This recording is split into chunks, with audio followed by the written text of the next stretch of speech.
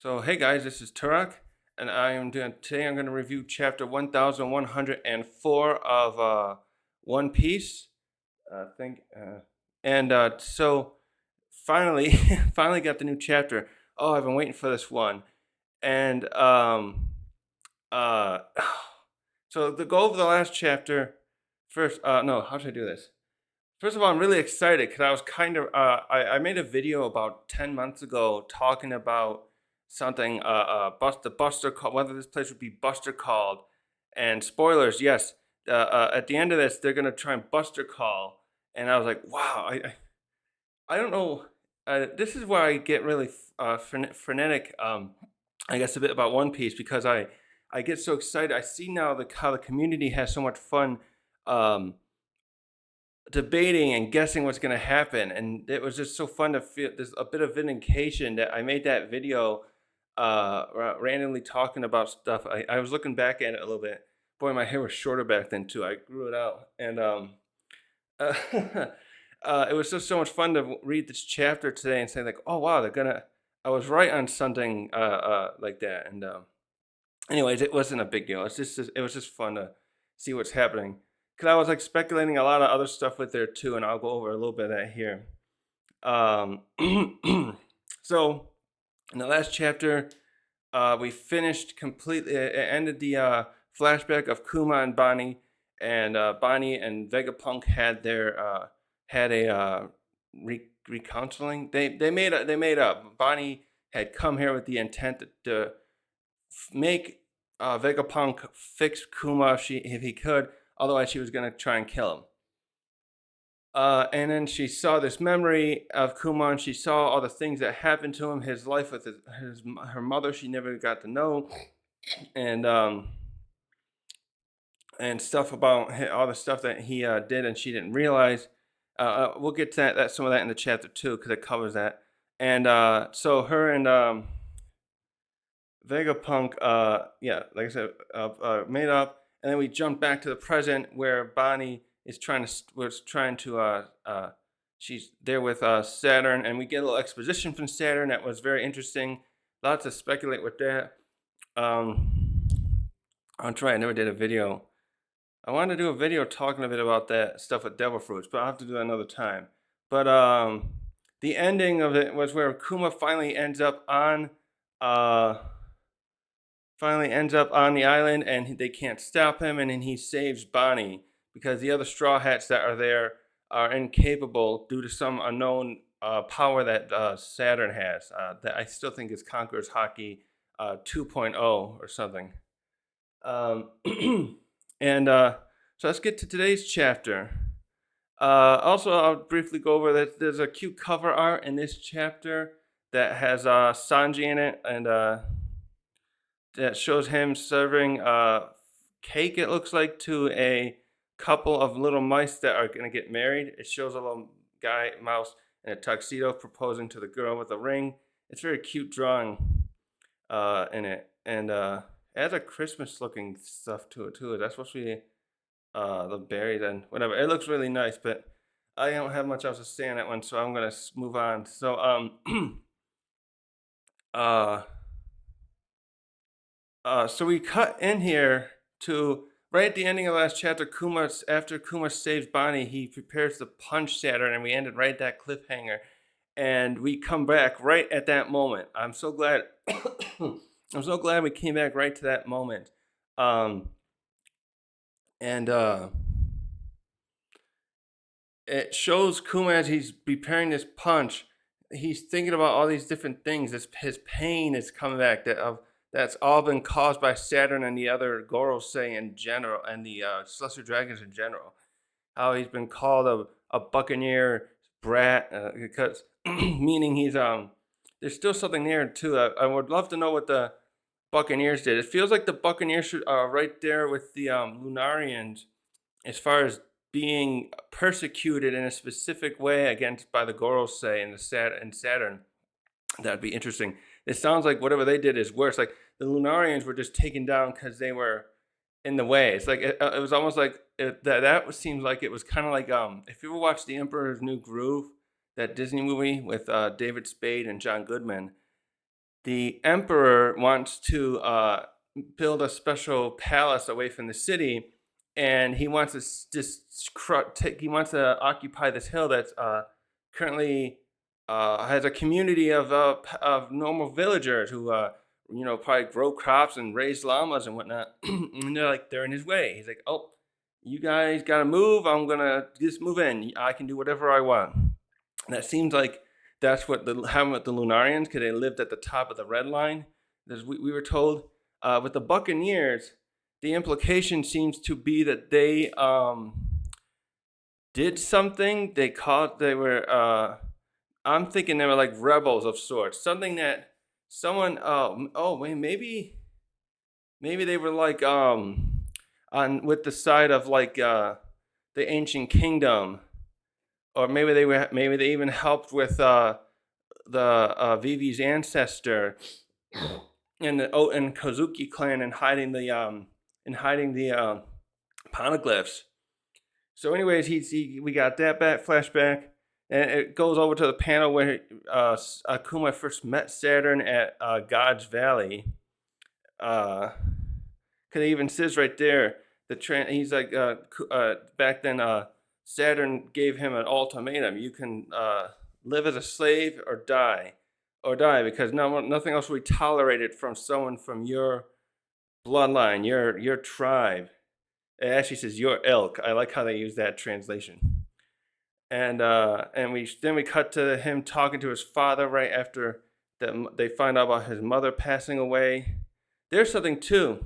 I was thinking about what I don't know why anyways, I was thinking that it's possible that the way they randomly just had his mother pass away, I was wondering if maybe she was somehow experimented on by Saturn or somebody else there back then, Kuma's mom, that is, and that's why she'd passed away so abruptly. Oh, of course, they could have just shot her. Like, I didn't even realize back at that time that he got shot, that his father was shot. And then we go to the pain of him. We go to Kuma jumping to seeing Ginny, where she's talking about how after they escaped, she's happy with her life now because they can eat whatever they want and they have a peaceful life.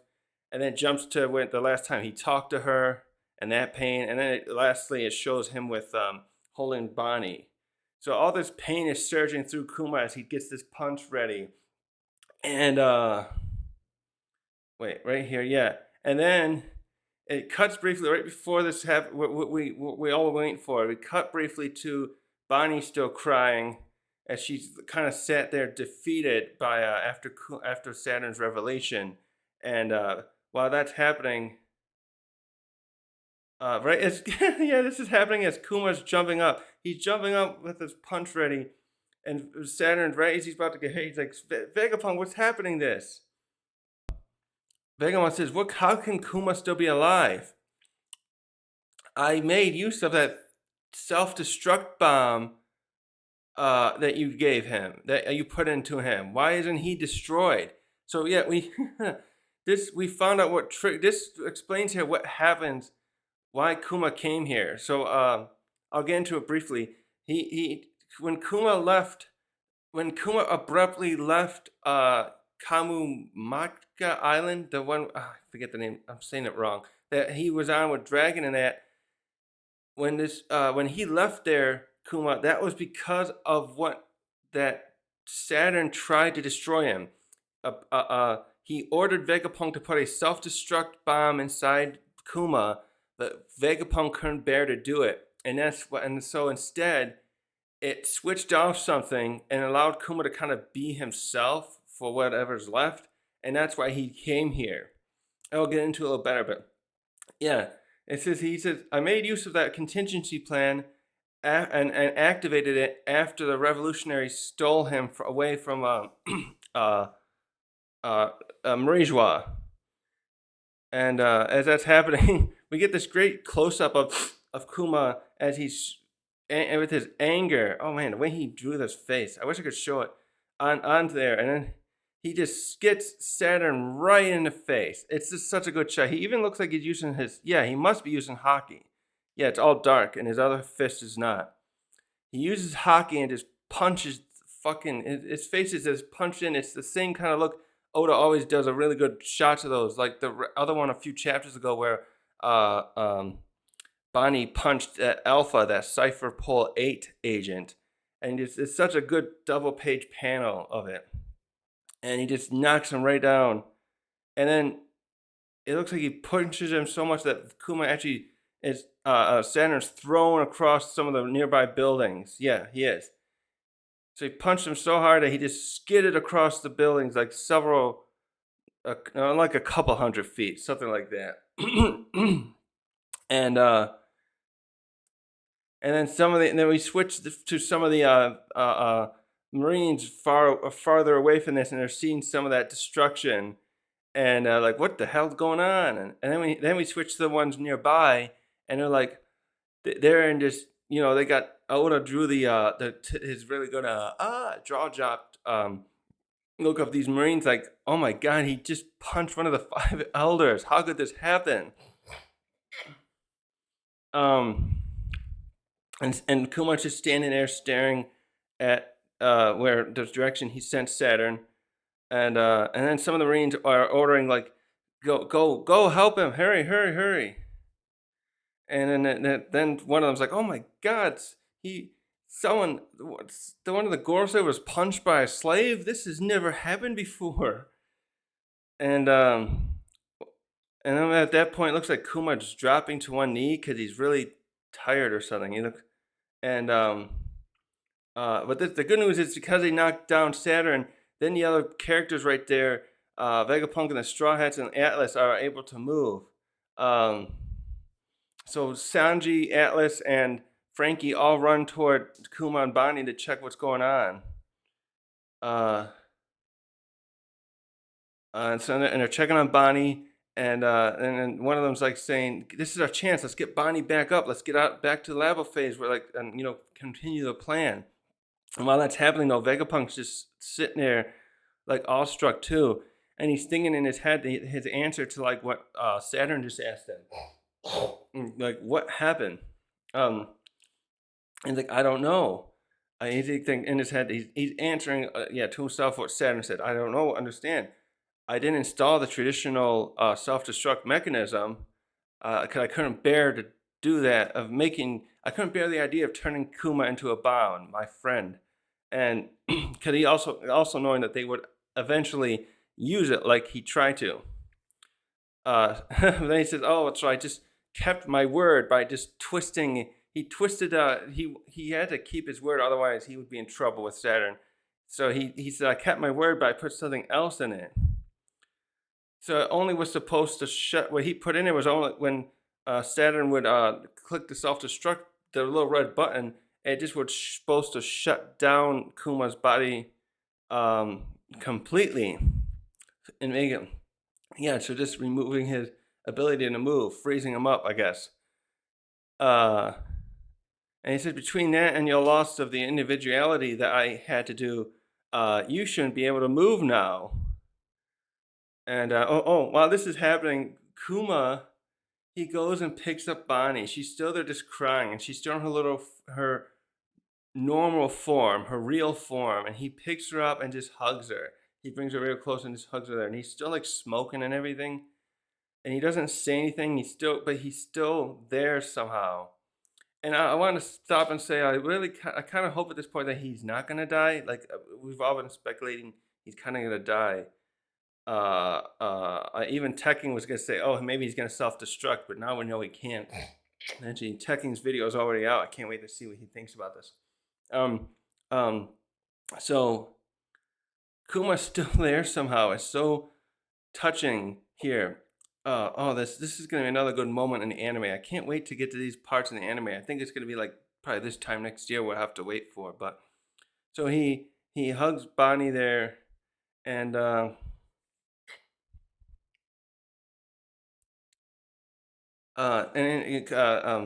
Vegapunk continues his little monologuing to himself, like, and trying to assess what happened. He's like, and he goes on saying, like, even with Bonnie here, you shouldn't be like this. Your individuality, it should still be gone. You should still just be a machine standing here waiting for orders.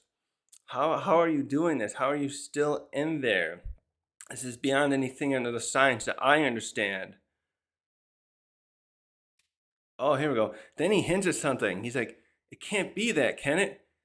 The Buccaneers were said to have something special about their characteristics beyond their bodies.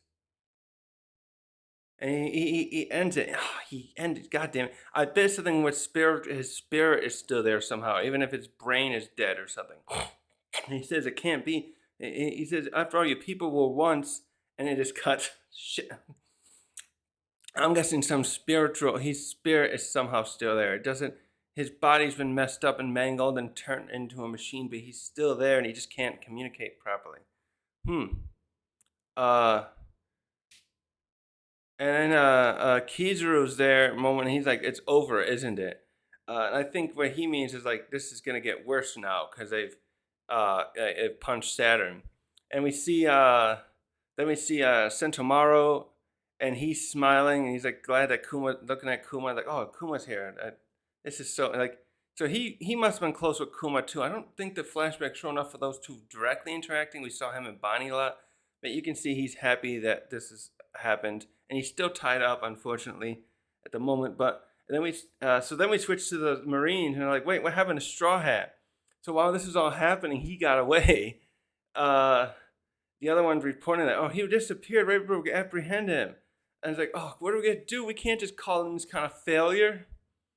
Uh, so now, I forgot to say the chapter's called "Thank You, Daddy," and this is why it's called that. We switch here to Bonnie and Kuma again. Bonnie is sitting in front of Kuma's face, and she touches him and talking to him. And she's like, "Thank you for everything you've done. I just saw your memories. I understand what you were going through. I even got to see your memories of my mom. I wish I could have met her, and I saw that you did send me all those letters like you were supposed to during your warlord tenure. I'm so glad that I was wrong about why you were wrong. That you weren't gonna send them." Um, and then she hugs him again, and he's still hugging her. He's just sitting there. He's not even saying anything still. And then she's like, "I don't care what people call you, because I know who you are. You're my dad, the coolest person in the whole world. I'll never forget that." And Kuma Jones just sitting there, but I thought he was smiling there for a second, but I don't think so. But now Saturn comes back, so the punch on phone hit him good. It's a really good punch on Saturn, but he comes back up now, and oh, it looks like his arm got torn off by the punch here, but it slowly starts regenerating. So Saturn definitely has some extra special abilities here. And this isn't like something associated with a spider or anything, I don't think. He's definitely some demonic thing. And he's definitely got the awakening thing. So something's going on there. So he gets back up, he comes out of the rubble, and he's like, talks to Vegapunk. Like, "I'm waiting for an explanation. What is this?" Uh, And Vegapunk says, "Well, it's kind of my fault. And I'm responsible, but you also could just chalk this up to the power of love, because like I didn't expect this bit to happen." And and Saturn even like says to himself, "Oh man, like no man." He's like, "To err is human," is the quote. Oh, that's who's that quote from? And he's like, "I was short sighted on that. I forgot about the idea that he's realizing no matter how much he's realizing, kind of like what Lilith was saying earlier when the shark android they made, or cyborg, how they couldn't fix its instincts to eat things that she told it not to. He's pointing out, oh, I was short sighted to not. I'm paraphrasing what he seems to be implying, like that.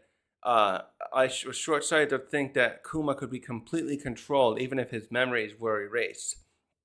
Um, and as he's doing that, then that's when we see his hand come out, and it's got all these chunks missing, but it's slowly coming back. It looks like actually in the other panel, I think his hand was gone completely, and now it's growing back up. Yeah, then Sanji's commenting like, "How is he doing that? He's regenerating completely." He's still bloodied up and stuff too, but he's like looks perfectly fine otherwise. Uh, and so then Saturn says, "Fine, you guys have outlived your usefulness too. So And then he takes his one leg and he tries to pierce Kuma uh, and end him and Bonnie. But Sanji, he forgot to use his Conqueror's Hockey again. I'm going to loosely call it that still. And Sanji, though, jumps in and blocks the kick with his own. Um, he calls him a dirty old spider. He's like, you're not going to upset Bonnie anymore. And then Frankie jumps in too and says, "Yeah, we owe Kuma a whole huge debt. We're gonna help him out," kind of thing. And he gets ready to use his I think that's called the radical beam. While he's doing that, though, Kizaru's getting back into the fight, and he gets behind, ready to go after Frankie here. Oh, and actually, and well, oh wow, I think Frankie actually does get the hit on Saturn. I thought he was still charging him when Kizaru comes, but he punched a hole right through Saturn there. Woo! But as he's attacking Saturn, Kizaru comes behind him as he does that give him that kick him, and he's saying, "Oh, you guys have certainly grown a lot. Let's put it to the test." And but is that sent tomorrow? No, it isn't. Oh, no mind. No. He does hit Frankie. Sorry, I thought someone stopped him, but no, he kicks Frankie, and Frankie's unable to react quick enough because he doesn't have the speed to deal with that. He's kicked to the ground. I thought that sent tomorrow for a second came and hit, and I read that panel wrong.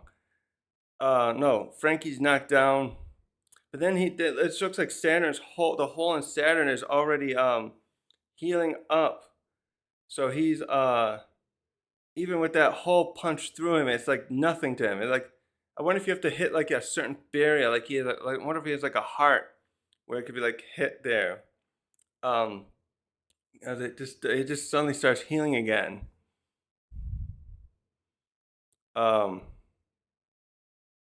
So next, Bonnie.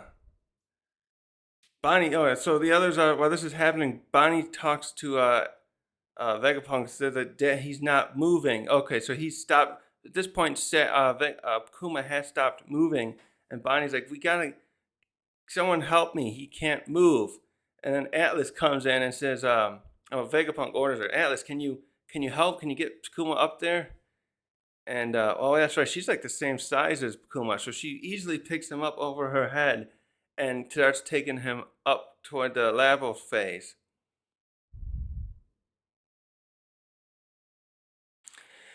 Oh, so what this is happening? Yeah, so Kizaru is not going to help them at this point. I saw a lot of speculation on that. I was kind of hoping he'd change his mood, but no, he's still being Kizaru, and he gets up and he's standing in front of Saturn, and he says, "Now that Kuma's joined us, I think there's too many players on the board. I think it's time we wrap this up." And Vegapunk just glares at him like, I'm so disappointed in you, Kizaru. Like you're a sad person. Have you no heart? Are you really gonna still side with the government after all this? And Kizaru just like, I should have just brought more. I should have brought a darker pair of shades. I'm gonna embarrass myself. So I think he's still kind of conflicted to himself. What he's trying to say, like, I don't know if he's implying he's gonna cry. But it's apparent he's still gonna fight on the side of Saturn, but like he's still acting a little like, oh, I have to do this. I don't want to do this thing. But here's the ending. The ending now is I think this Saturn, because it just jumps to this. So at the end of this, because they're saying this is getting out of hand. Wait. Yeah, this panel. I'm gonna do it this way first. So Saturn's like, oh, this place is getting too infested. We have a traitor who studied the taboo secrets of the world, a survivor of a bloodline that should be extinct, and a pirate awakening the power of a god. This island, I can't. This is just too infested, and he orders a buster call. It's been authorized by authority of the world government. This island is declared, a threat to the entire world. All ships take aim. Reduce everything down in the name of justice. End. And it actually ends with the part with Vegapunk. I mean Saturn, but I thought it sounded better the other way. Sorry. So that's the end of chapter. The Buster call has been I called it. I said a year ago or so, like this, there might be Buster calling it, and it's apparent now they're going to, because the the thing was they were initially weren't going to do this. They wanted to uh save all the stuff that Vegapunk made. They sent, they sent the Lucci and the others there to kill Vegapunk and the satellite and salvage everything else. Everything's just gone and escalated now. You got Kuma there and the Straw Hats are there and stuff. And now, the funny thing is, I don't think Saturn. It's almost funny that I would have thought Saturn would try to take care of this himself without destroying everything, but he's definitely just seen fit to make sure no one gets away. Especially since Kizaru can't handle Luffy, I guess he's like saying, okay, this is, um, um, I should just eradicate everything. Um, so as far as Kuma goes, I don't know what to say anymore. He's not gonna. We don't know if he's gonna die now. He's all busted up, but he's still functional. And if they can get him out of there, Vegapunk could probably fix him. So yeah, I don't know. It's just like I'm hesitant to think that Kuma really will die this time. I'm thinking too, if this I was thinking about earlier, if this does like Kuma does get away or Bonnie gets away, I'm starting to think that Bonnie did I ever say that? I'm starting to think that Bonnie may end up joining the Revolutionary Army to help in their cause. She'll see from this incident and from understanding Kuma's memories that her goal in life should be to focus on it and help them, just like her father did. Like she only became a pirate because that was our necessity, and she was searching for Kuma for the last 2.5 years plus, and so now she'll be like, "What do I do now that I found him? Whether he dies or not, I think she'll like, what do I do now?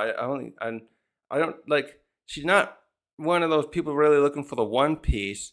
That was funny too. She calls Luffy her enemy earlier in the arc, and I thought back then, oh, that's because she's looking for the One Piece too. Everyone else is automatically a rival. The way that the other guys like Law and Kid are all like, oh, we're all rivals now. We allied ourselves at the at Wano because we wanted to take down these Yonko because they're in our way, and we need the rope poneglyphs. Um, Actually, I wonder, did Kid even understand he need the rope poneglyphs? Well, someone else might have known. I wonder how much common knowledge is that the road poneglyphs are the way to Raftel. I think it's not that common. But yeah, so when Bonnie said they were enemies, I assumed back then she was like looking for the One Piece also. But now I think that's not the case. It's pretty obvious it's not the case. She just wants to uh, find Kuma and go back to their peaceful life. Which, though at this point that's going to be near nigh even more impossible. Actually, she's fortunate.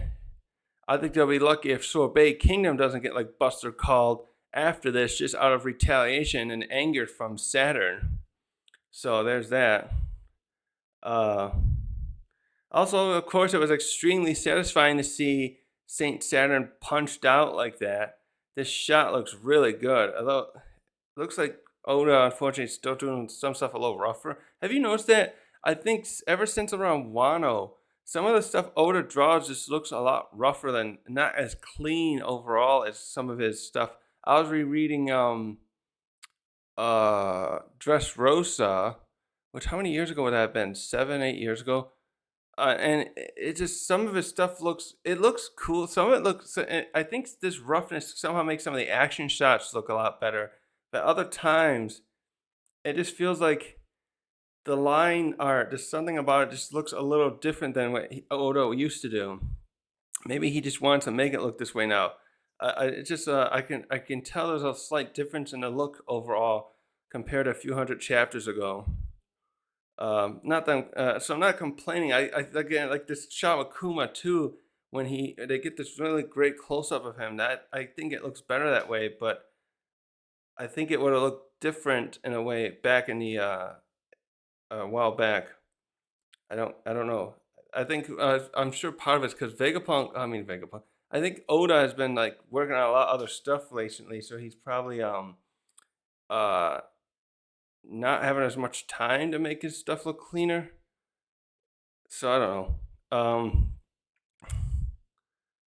Also, I was just thinking, what's going to happen to these soldiers now? Are they going to be able to get evacuated? Or is Saturn just going to? Well, no, he wouldn't care. Hoping that I'm almost hoping that after this point, some of the Marines are going to be more like, okay, what the fuck's going on here? This is serious stuff going on. We're being privy to a government that doesn't care about us. We're just cogs in a machine. Actually, I think that's what Kizaru called himself, right? I'm just a cog in a machine. They won't be able to do anything though, because I want to keep their jobs. But I'm just thinking about how at some point some of the more Marines might start thinking like, this isn't worth doing. We're working for the government. We're supposed to protect people, but we just we're like busting calling things every so often now, just because we're told to, and it's this justice is not right. And like Akainu's already been becoming like this too, which is ironic because we obviously hate him for what he did to Ace, but I'm starting to grow a little respect for him because he uh he doesn't like the machinations and the backroom dealings, the Fujitora too, that the Gorosei are doing, especially when you find out about them working with Doflamingo and letting him get away with all the stuff he was doing on his operations and connections and stuff. So I think Akainu, ironically enough, might be the person to like lead the charge someday in like a rebellion on the part of the military arm of the government against listening to the Gorosei. Kind of like which would be very interesting to see how that goes down. It's kind of like if you study history, I study a lot of history, so I noticed that was always a problem that started becoming a problem for in ancient Rome. These big commanders would want to keep their army on their side, and the state started becoming worrisome about that. The Senate and state of Rome was like had a problem at the end of the Republic era that these armies would become uh, loyal to a commander and not to the Rome anymore, because uh, they caused it themselves. Though in that case, it was because the Roman armies used to be all the landowners, but there were less and less of them, and these commanders started just taking random people, poor people, often people or didn't have the not landowners, and these people would spend a decade or more serving, and then they'd get a lot of money, and they eventually would be promised to get their own land. So they were like, okay, well, I don't have anything. I can earn something by working for this commander who's going to take care of us, look after us, and help us. So this kind of, I'm bringing that up too because that's not going to happen here, but it's going to be at some point if like Akainu and Fujitora are going to lead some kind of rebellion of saying we're not going to listen to the celestial dragons anymore. Will how many Marines will actually be loyal enough to them and not say, well, we're supposed to serve the world government, but now our commander that some of us look up to are saying we don't. It's going to be quite the conundrum for a lot of commanders and the rank and file Marines, I think. Um,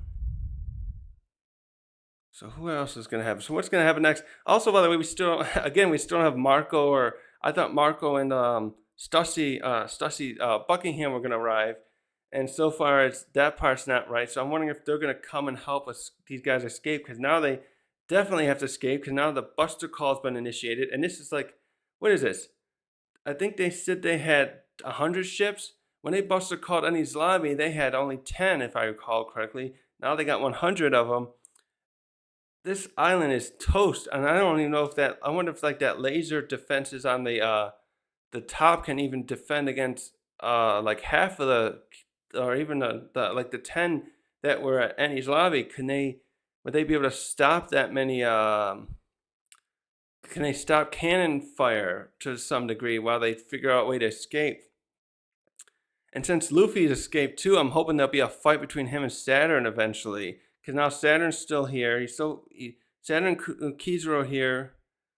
The other Straw Hats. and Lucci's still fighting Zoro.